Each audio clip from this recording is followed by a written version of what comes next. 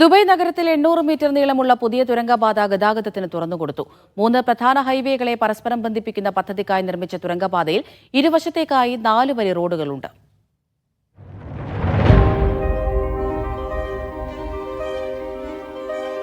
ഉമ്മുസുക്കീം street വികസന പദ്ധതിയുടെ ഭാഗമായാണ് ദുബൈയിൽ പുതിയ തുരങ്കപാത നിർമ്മിച്ചത്. 4.6 കിലോമീറ്റർ ദൂരത്തിൽ അൽഖൈൽ റോഡിനെയും ഷെയ്ഖ് മുഹമ്മദ് ബിൻ സായിദ് റോഡിനെയും പരസ്പരം ബന്ധിപ്പിക്കുന്ന പദ്ധതിയിൽ കിങ്സ് സ്കൂളിന് സമീപത്തായാണ് 800 മീറ്റർ തുരങ്കപാത. ഇരുവശത്തേക്കുമായി 4 വരി റോഡ് ഈ പാതയിലുണ്ട്. സിഗ്നലോടുകൂടിയ ഒരു ഉപരിതല ഇന്റർസെക്ഷനും നിർമ്മിച്ചിട്ടുണ്ട്. പ്രധാന ഹൈവേകളായ Sheikh Zayed road, Al Khail road, Sheikh Mohammed bin Zayed road, Emirates road എന്നിവയ്ക്കിടയിലുള്ള ഇടനാഴിയായാണ് പുതിയ പാത. ഇരുദിശയിലേക്കുമായി മണിക്കൂറിൽ 16,000 വാഹനങ്ങൾക്ക് കടന്നുപോകാനുള്ള ശേഷിയുണ്ടാകും.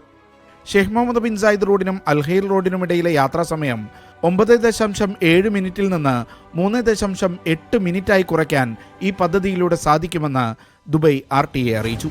Al Barsha south, Dubai hills, Arjan, Dubai science park തുടങ്ങി 10 ലക്ഷത്തോളം ജനങ്ങൾ താമസിക്കുന്ന മേഖലയിലുള്ളവർക്ക് ഉപകാരപ്പെടുന്നതാണ് ഈ പദ്ധതിയെന്ന് RTA ചെയർമാൻ മത്താർ അൽ തായർ പറഞ്ഞു. Media 1, Dubai.